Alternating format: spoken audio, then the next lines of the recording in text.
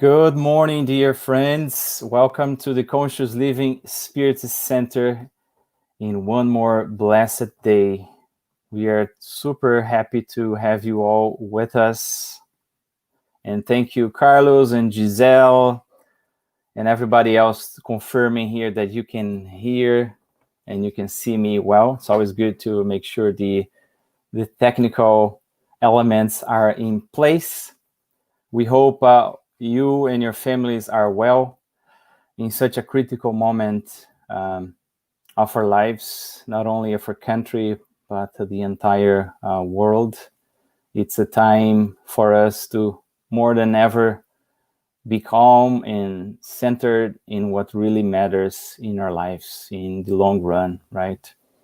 So we, as always, today we have an important reflection to bring more beauty to our lives. And I'm very excited about the lecture that is going to come. But before we get to the lecture and our guest for today, I would like to do an initial reading followed by our initial prayer so we can come together for the reflections of this morning. And the reading will be from the book The Way, the Truth, and the Life by Chico Xavier Emmanuel.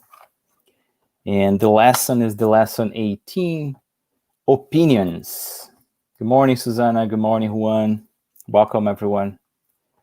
And Emmanuel reflects upon a passage from Jesus from the book of Luke, chapter 6, verse 26, when he says, "Woe to you when everyone speaks well of you, for what is what their fathers used to do regarding false prophets."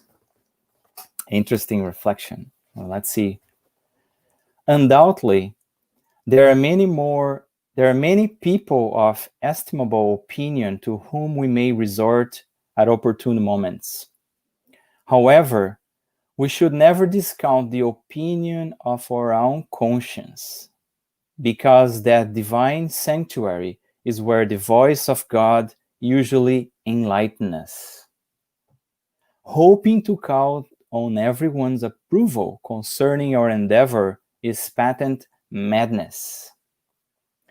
When Jesus spoke the sublime exhortation recorded in this passage from Luke, he acted with complete understanding of people. The Master knew that on a plane of stark contrasts, such as the earth, it is not possible to please everybody at the same time. Persons who practice truth will be understood at the right time only by those who are truthful.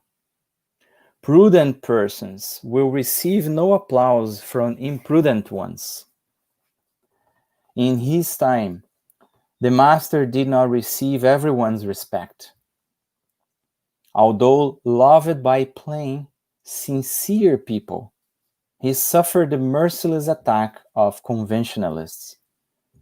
For Mary Magdalene, he was the savior. For Caiaphas, he was a dangerous revolutionary. Time alone is the sole force behind widespread enlightenment. If you are involved in edifying work, if your conscience affirms you, what do thoughtless or insincere opinions matters anyway? Fulfill your duty and press on.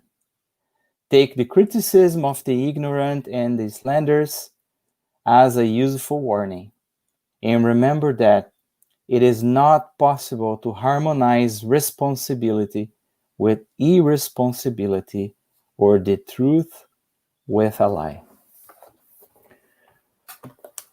And with this, dear friends, we invite everyone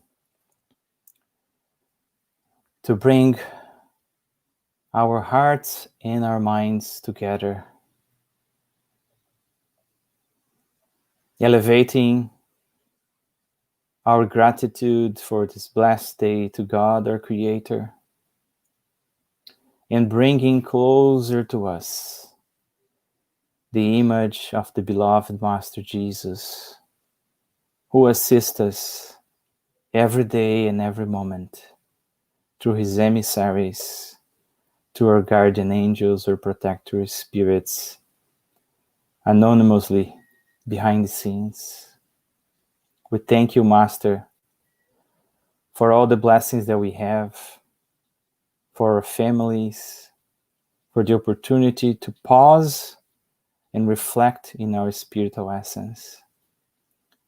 We ask, dear Jesus, that we can keep our minds and our hearts open to the lessons that we are going to receive this morning, and that we have the strength to persevere in the path that you let us, that we can continue to press on towards being a woman or a man of goodness, as described in the gospel.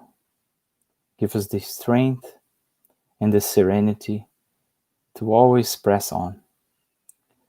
And with this, we ask the good spirits to be with our dear friend Fred, inspiring him during these moments to share his reflections that he kindly prepared with so much love to all of us. Thank you, and so be it. And with this, dear friends, I am very happy to introduce our friend Fred Gouveia. Good morning, Fred. Fred, you're mute.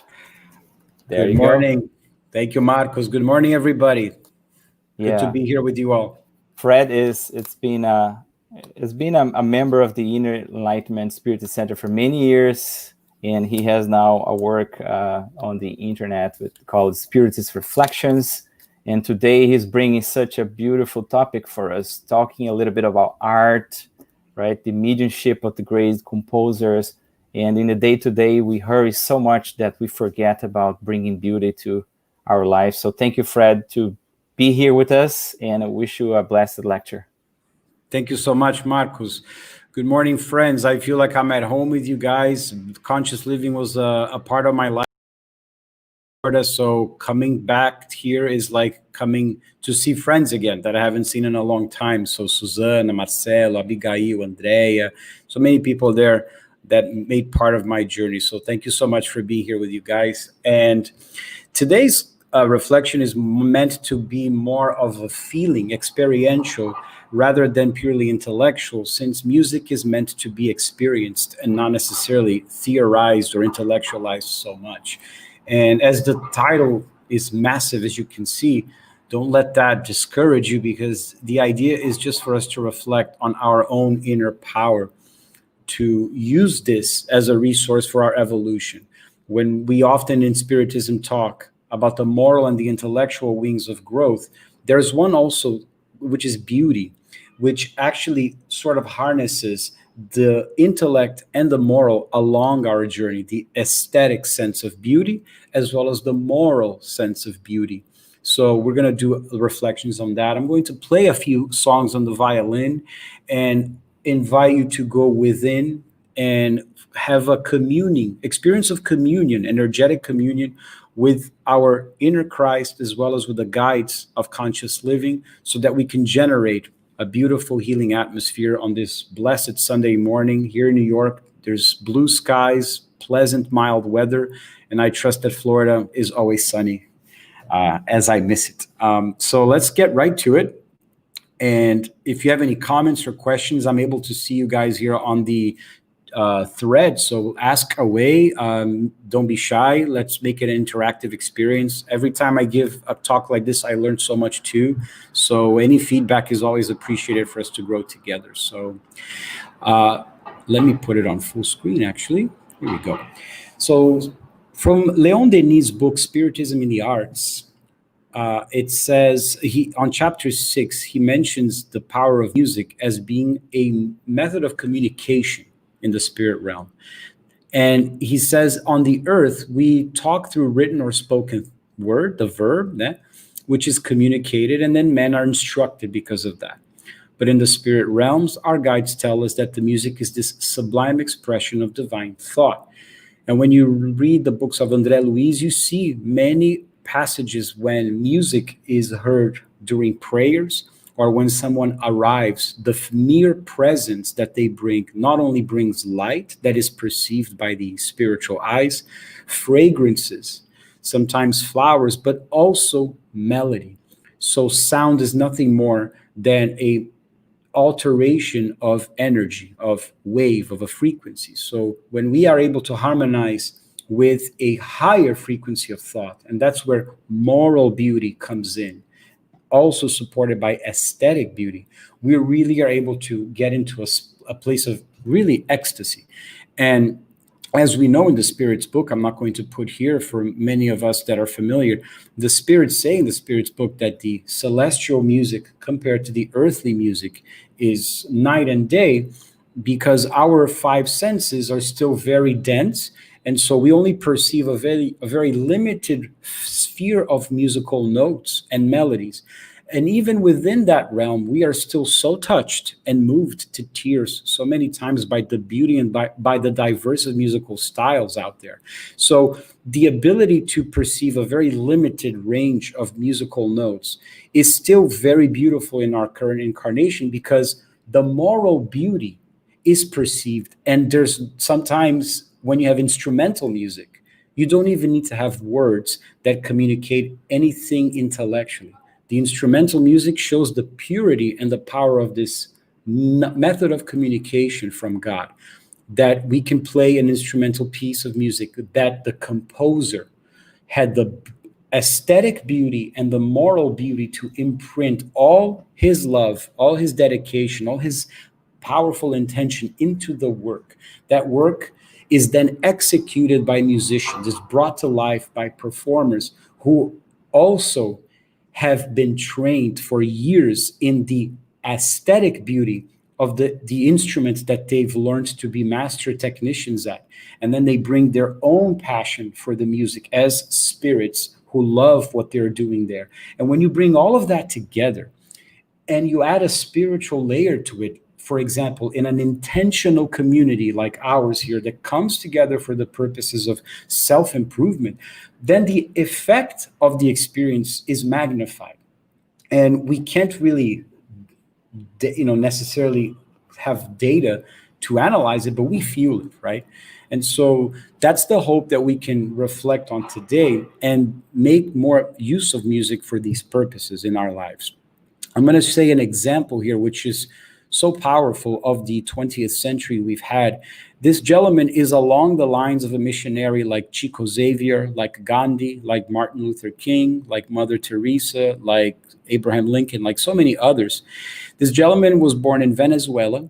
He was an economist and an organist.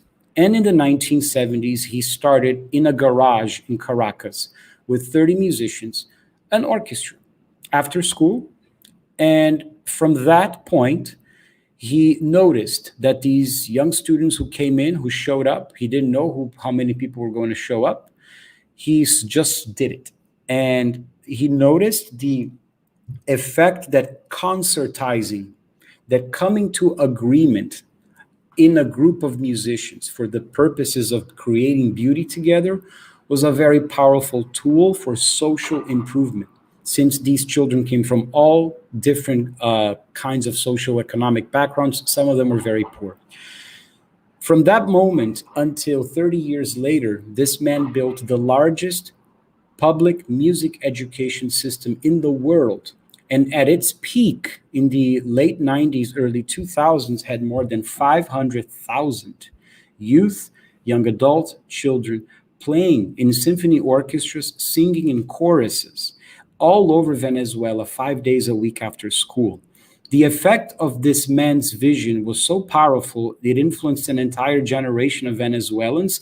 And an interesting note is that at the time when CDs were the main mode of music in the 90s, and a lot of pirate CDs were being produced, we used to record in your house and give it away for free, that in the streets of Caracas, one of the most sold styles of CDs were classical music CDs, which is incredible.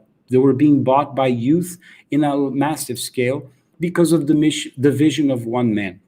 And there's a documentary that I would highly recommend you check out on YouTube called Tocar y Luchar. In Spanish, that means to play and to fight. If you type that in and you type in English subtitles, you'd be able to find and purchase the YouTube documentary on YouTube, that platform, and watch what this man's vision was able to accomplish, because not only he did that, but he was a deeply spiritual, deeply illuminated man. And he makes a lot of remarkable quotes. He gives a lot of remarkable quotes, philosophical, spiritual quotes in this documentary. And one that really struck me is very much aligned with what we understand in Spiritism when he refers to the development and the progress of art. And he says that art, as a divine manifestation, was something that in the very beginning of human history was an enterprise done by minorities for minorities. So select group of people who had access, who had the ability, and only producing it and sharing it for another minorities, from minorities to minorities. He says, after many centuries of growth, we entered into a new era where art was an enterprise done by minorities for majorities. And he said that in the 20th century, they were helping to be part of a greater movement on the planet to usher in a new era where art is something done by majorities for majorities. And if we take that trajectory and look at spiritual revelations and our religiosity in the world, we follow a similar trajectory. And we can take the first revelation of Moses as just as a reference and realize how that was something by minorities for minorities, very restricted group for many, many centuries back in the earliest times of recorded history. It was initiated masters in secret places of worship, just sharing it with a minority of people who had access to it. As Christ comes to earth, as all the Greek missionaries in Greece 500 years prior and in other parts of the world like ancient China around the same time begin to reincarnate, they begin to prepare the moment of the planet for this second stage, from minorities to majorities, making the spiritual communing and experience one for the majorities to enjoy and to have access to. And then as we progress past the Middle Ages into the Age of Enlightenment, into the Renaissance, and into the 19th century, which many historians call it the century of light, we see that there is that shift into spirituality, revelation being something that the majority has access to, and it's shared with the majority. So not only in music, but in spirituality and in all levels of human achievement, we notice this shift takes place in the 19th century. And when we come to 2020, with the pandemic, we see how this has accelerated even more, where we have friends here, I see from Rio de Janeiro, connecting from the comfort of their own homes and experiencing this heartfelt communion in Miami, Florida, with somebody that's here in New York, and a motorcycle just passed by, and I'm sharing, and I feel like I'm there with you in person. So it's even more mind-boggling that the time-space limitation seems to be breaking down, where these majorities can share these moments together at the same time, no matter where we are in the world. And as I think technology is going to progress even more, it's going to feel like we're there in person even more.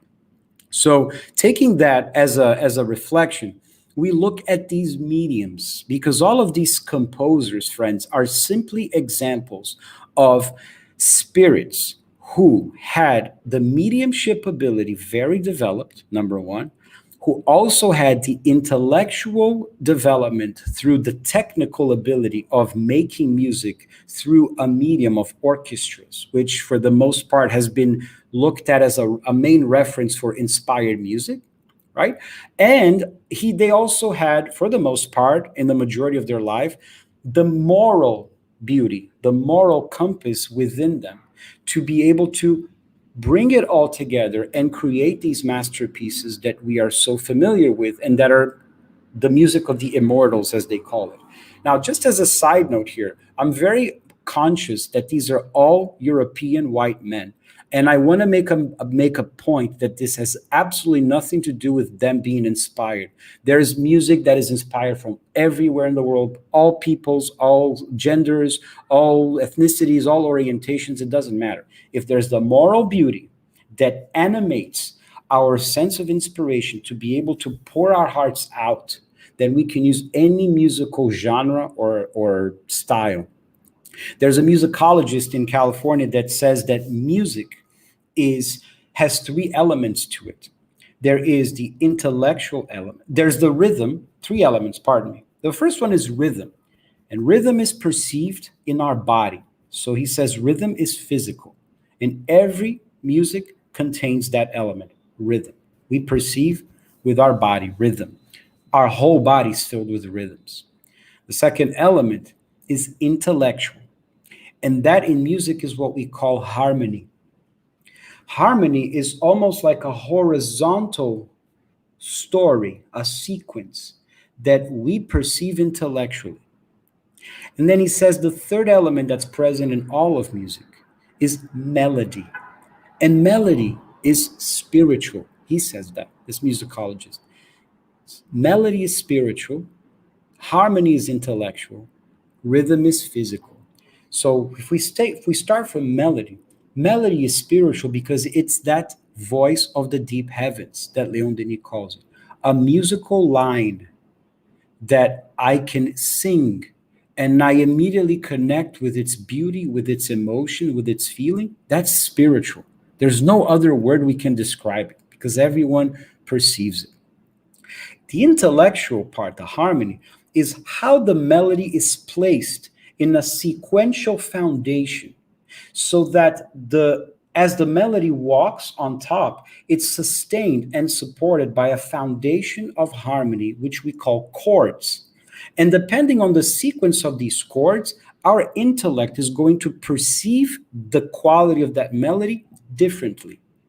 Now, we don't want to get too technical, but I hope this was clear for you to understand, because you can have the same melody here, but in a different foundation of chords, and the quality of the melody is going to feel different for our ears.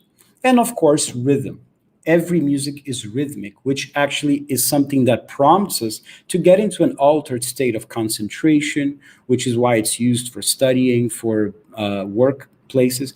And then when we are able to internalize the rhythm, we actually align the frequencies of the rhythm with the different rhythms of our body, right? So back to these men here.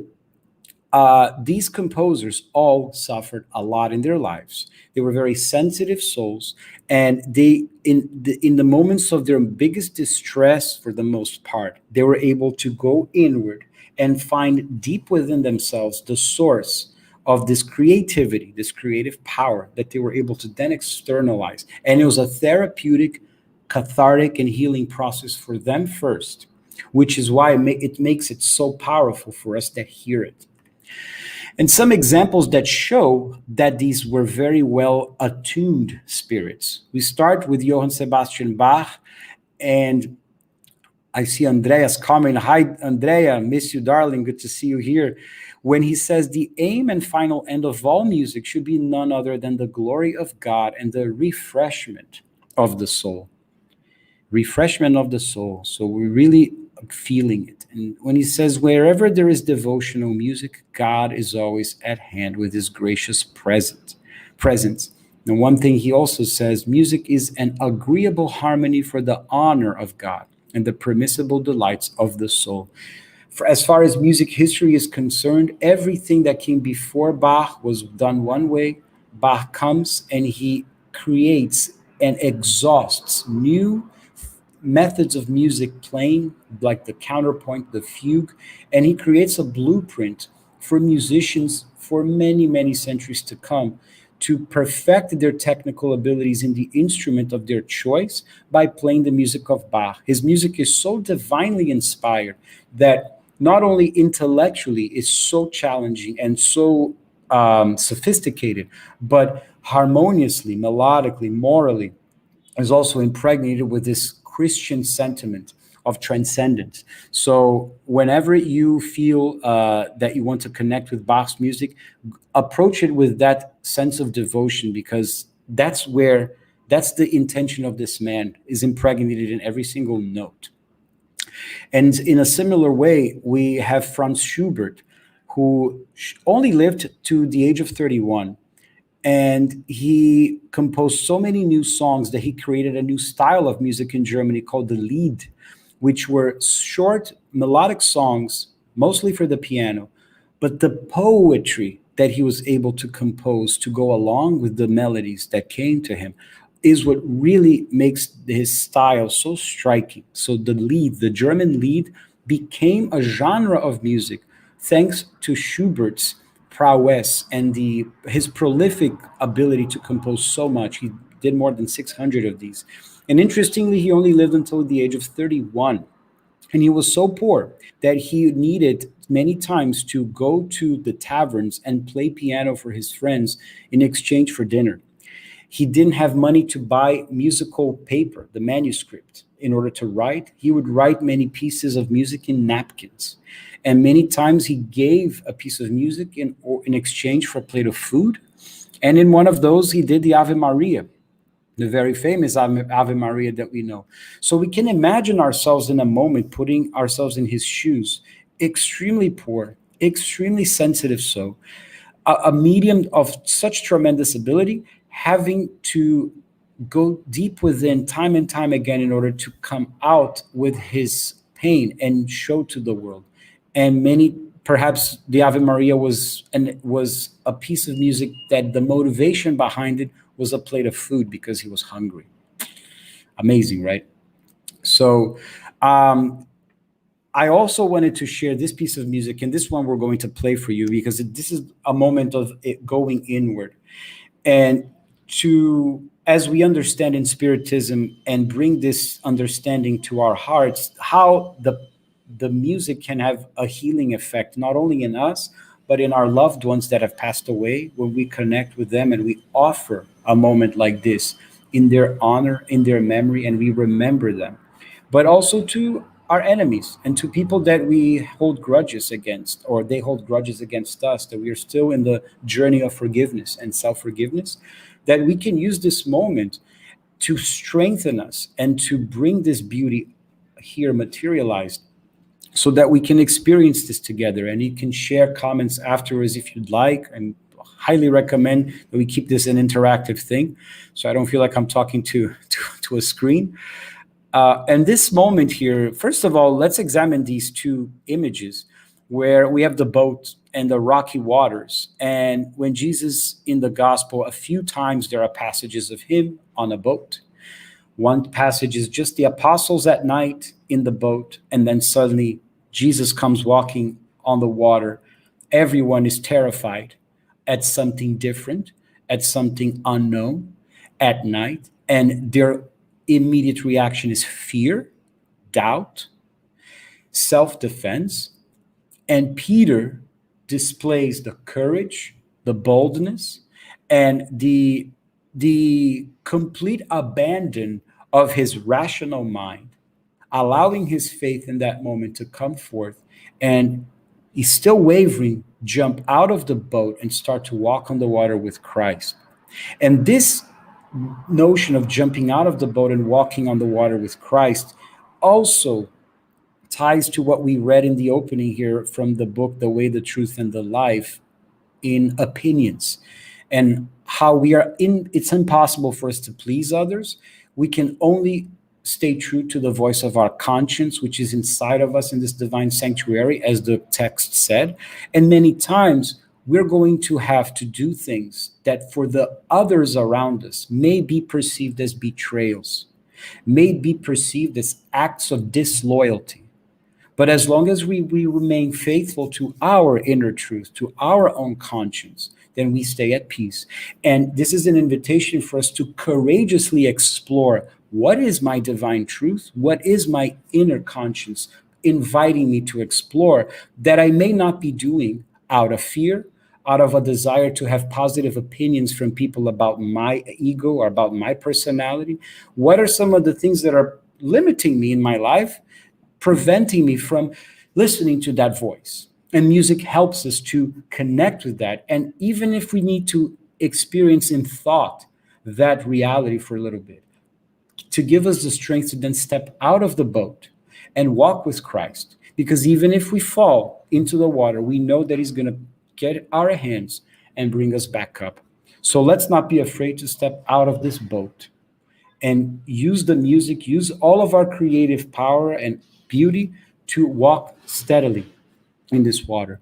And this is a song, as you know, Amazing Grace, which on a day like today, when we all can use reconciliation, healing, appeasement, comfort, a sense of reassurance, a reconnection of our faith that regardless of what happens out there, we're going to stay healthy, we're going to stay at peace, we're going to march together, fulfilling what it is inside of our conscience, what is calling us to do, regardless of what's out there. And for those that don't know the song Amazing Grace, the story tells, you probably have heard this, but I would like to say it for those that haven't. The story, legend goes that this song was put together, the lyrics, the poetry, by a gentleman who was a slave trader in England in the 19th century. And as in one of his many journeys across Africa from Europe to the New World, they were in the middle of a huge storm that was threatening to capsize their boat. And he got so worried and so scared that he was going to die that he goes to the very front of the ship and he begins to fervently pray to God, asking God to spare him. As he's there, legend goes, in this moment of deep, deep prayer, he actually hears the hundreds of slaves that are in a very resigned way rowing underneath. And supposedly they're praying through song. And they're just, the moaning sounds something like, and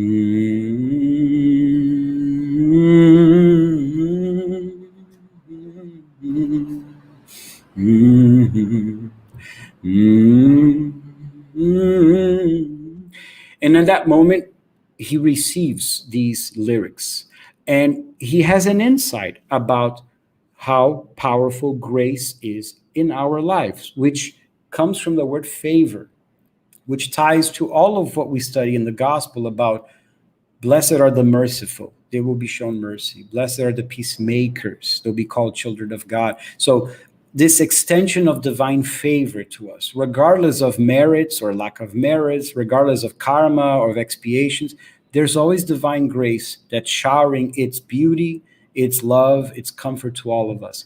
And when we are able to discover that within us, that we also have that ability to give this to ourselves, then it's the moment when he has this amazing grace time. So I'd like to invite you to sit back, to close your eyes if you are not driving, please, and just let yourself go inward to this ocean of the boat and have a moment of reunion with Christ where he invites you to step out of the boat and walk firmly, courageously on the water with him. And use the music, the melody that I'm going to play on the violin, for us to generate an atmosphere of healing. St. Augustine says that when we sing, we pray twice. That shows the power of the intensity when we put that emotion into our thoughts. And so let's generate this together. And afterwards, you're able to, hi, Angie, good to see you. Love, big hug. And then we can share any thoughts or experiences you felt afterwards, okay?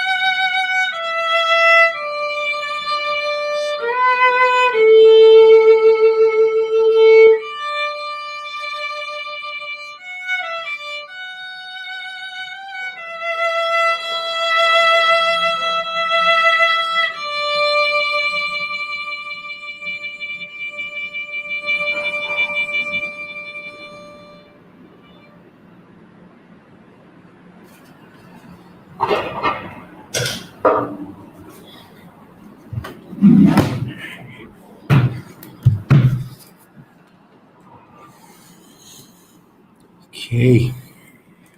Anyone wishes to share anything? Otherwise, we can keep going these pleasant harmonies. One of the hymns that is most often played in the English language, and one that we know from personal experiences in mediumistic meetings, how it evokes the loving presence of so many spirits, especially African American and Native American spirits that have a deep connection with this hymn. And we're able to see the liberating work that happens, especially when we sing. So this is the connection of comforter in art. When we talk a lot about the comforter or the consoler, the promised consoler, that these ideas that came to be revealed in the 19th century all over the planet and were received by people like Kardec, and were able to be so systematically compiled in the way that we can study it and deepen our knowledge with it, to realize that we are surrounded by this new moment on the earth where we truly are already in the regeneration world. And all we need to do is go within. And when Jesus says, "You will know the truth, and the truth will set you free," it's really not an intellectual truth, I believe. It's really not ideas about reincarnations versus not incarnation. This is all for the intellect to make sense of it. But this truth that really sets us free is this within, to discover the layers within ourselves and be able to liberate ourselves. Because nobody out there, as far as God and the good spirits, is chaining us to anything. We are the ones chaining ourselves. So when we can rely on our creative power to generate beauty through drawing, through poetry, through writing, through singing, through playing an instrument, whatever medium we're most comfortable with, when we actually allow ourselves to be that child that was jumping in joy and playing ecstatically with Jesus before Jesus taught a beautiful lesson to the apostles who were trying to shush them and trying to stop them. When we can be this way with ourselves, we diminish guilt, we diminish the victimization that we do with ourselves. And I was sharing this with friends the other day, that I love to look at the etymology of words, where the root of the words come from, right? And one thing I realized is that the word victory and victim share the same root. And when I realized that, I was in the gym, which, by the way, another recommendation: exercise is incredible to generate all of these inspirations to connect. And when I exercise, I have the best ideas. And it's incredible because victory, we know what it means, right? Victim in Latin is a combination of two words, vic and temare. Temare is fear. So victemare is to be fearful of victory. So when we allow ourselves to be in a state of victimhood, or we feel we are victims of anything, it's because deep down we are afraid to risk victory. We are afraid to step out of that boat and walk with Jesus in the water because we don't know what our friends on the boat are going to say. We're so worried about their opinions, or we're so worried about pleasing others, that we stay victim because I'm afraid of the victory. But this is inner victory. Really connecting with the divine sanctuary in our conscience is when we discover that truth, and when it sets us free from external concepts, from what we are told is right, wrong, good, evil, bad, good, right? So let us use music as a tool for self-discovery, for meditation, for inner therapy, because it'll allow us to stay more in communion with this voice of God that speaks to us in many ways, including music, right? And I also want to invite those that are here and have come from different walks of life to also read books that have been published in the US by authors that are incredible in their research analysis, like Stafford Betty. This book I highly recommend because it's a compendium of several mediums that he put together and showing how life is in the spirit world. And there's hundreds of sources and citations that he gives in this book from very serious mediums, spiritualists in North America, in England, and other parts of the world. And he also includes André Luiz in this book. So it's beautiful to see how the comforter, the consoler, is present everywhere at the same time in the world, preparing this new from majorities to majorities experience.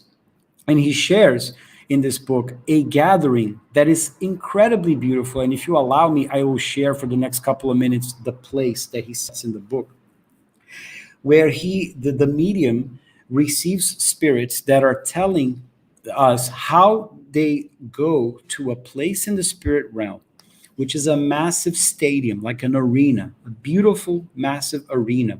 And they're entering and they are being guided by the organizers of this event to go up to the bleachers, to the seats in the audience.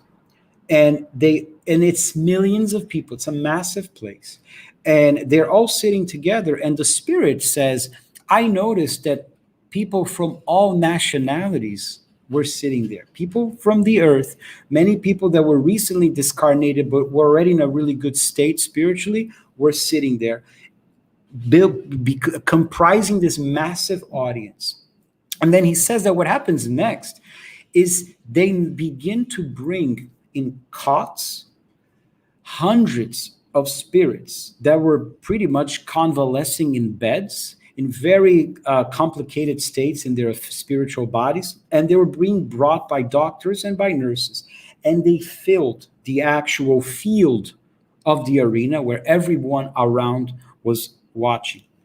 And at one moment they began to ask the people through commands to begin singing, and the entire stadium begins to sing like a prayer.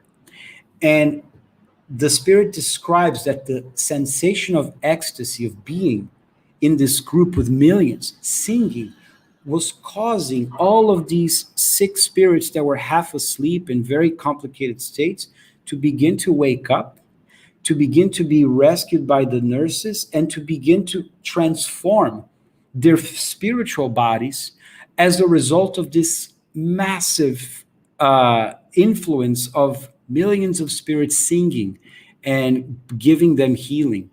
And in many ways, we see in the book The Messengers, there's a scene of that in the lower zones when they go to an outpost, and there are 300 spirits that are sort of like mummified in sleep. And as they begin to pray, some of them begin to receive and absorb the healing energies coming from higher frequencies. So the same phenomenon is described here beautifully. So I highly recommend this book for us to see how music plays a role in the spirit realm as well. And we're almost closing our conversation here, and I would like to bring us back to Leon Denis, because I wanted to us to feel this moment that Leon Denis is describing here in the book Spiritism in the Arts, when he says, during the great parties and celebrations in space, our spirit guides tell us, when souls gather by the millions to pay tribute to the Creator in the irradiation of their faith and love, from their beings, emanations escape, luminous rays that take on color combinations, which are transformed in melodic vibrations.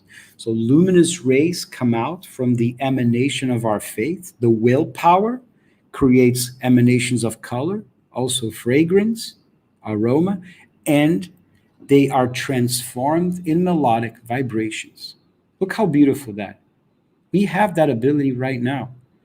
We don't perceive it with our physical ears, but when we are praying or when we're talking enthusiastically or passionately about something we love, we're not only emanating luminous rays and beautiful fragrances and expanding our magnetic pulses of our aura, but we're also creating melody. Sound is escaping from us and is being perceived by those spirits in a frequency that can hear the melody coming out from our heart, the melody of enthusiasm, the melody of joy, right? And then he says, colors merge into sounds. And from this communion of fluids, of the thoughts and feelings, exude a sublime symphony. The symphony is answered by distant chords of the spheres and countless stars that populate the immensity. And then, from on high, other chords, more powerful yet, descend. And then universal anthem make heaven and earth tremble. Realizing these chords, the spirit develops, expands. He feels he lives in divine communion and enters a rapture that reaches ecstasy. Just reading this makes me feel goosebumps. So beautifully described, expressive, right? So, right now, we are immersed in the ability to attract, to absorb, and to be part of these celebrations. All we got to do is attune. And the more we get into the habit of going inward and creating the space to attune to it, the more we're going to perceive it and contribute with our own light to this divine concert. So, this beautiful painting of the Elysium in ancient Greek mythology, which is the heavenly sphere that the hero arrives after the hero's journey. That place exists out there. But I think more importantly for today's reflection, this is a place that already exists in seed form within us. And when we go inward and use the power of our imagination and the faith that we were talking about earlier, we can actually create this landscape within us and go to it whenever we need a little solace, a little retreat from the senses out there and from the noisy world. And in this place, we can hear music. So I would like to invite us to compose our own melodic vibrations. And I'd like to end our reflection today by sharing a beautiful piece of music by a modern composer. His name is Ola Gjeilo. He's a Norwegian, and he lives here in New York. He's in his 40s, I believe.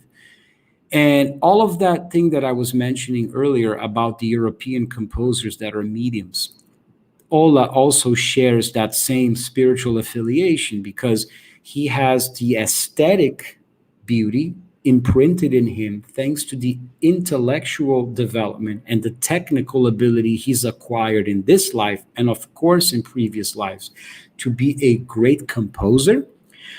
But his soul, his heart is very much attuned with the regeneration currents of the planet, with the vast army of people of goodwill, whether they realize it or not, whether they have a professed faith or not, they have goodwill, they have the intention to bring beauty to the world, they're part of the movement.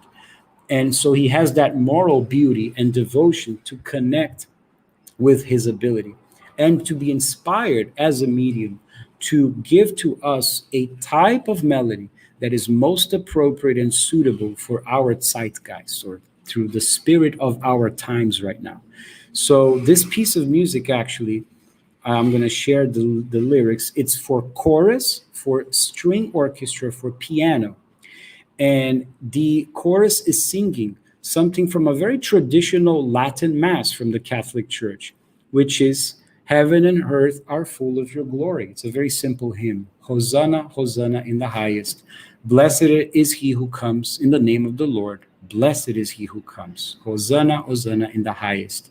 Lamb of God, who takes away the sins of the world, give us peace. And so I'd like to stop sharing my screen here so that we could listen to it. And as we listen to it, allow us to remember melody being spiritual, harmony being intellectual, for us to experience it, react to it, and the rhythm, which is a steady rhythm of the piece, to bring us all of that serenity, all of that presence, so that we can be fully in the moment while at the same time being a very powerful emanator of love, of beauty, of forgiveness, self forgiveness, forgiveness of others. And it's only a 3 minute long piece, but it's kind of like our closing prayer, closing visualization. So invite you to take a deep breath, invite you to relax, to adjust yourself wherever you are so that your body is not with any tension, to open yourselves up. And I'm going to ask my friend Marcos to also share the YouTube link with you all, because I really recommend that you take headphones. Thank you so much, Marcos. That you take headphones and do this in your own private moment, since the quality of the audio may not be perfect here when we're doing a stream. But this is just as an appetizer, okay? And then you can listen to it again in your own time. So without further ado, let's commune with this music together.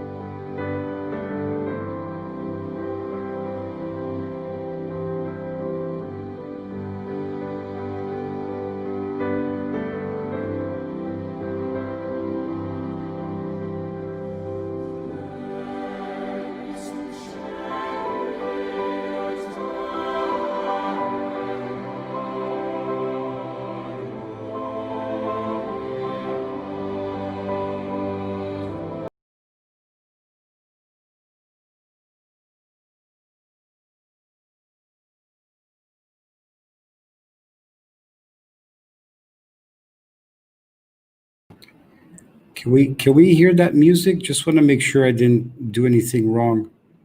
No, Fred, we the music stopped now. Oh, Okay. hold on a second.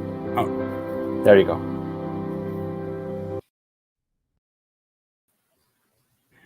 apologies, friends. Hmm. Now it's for real. Now we're gonna do it. Here we go. All right. Perfect.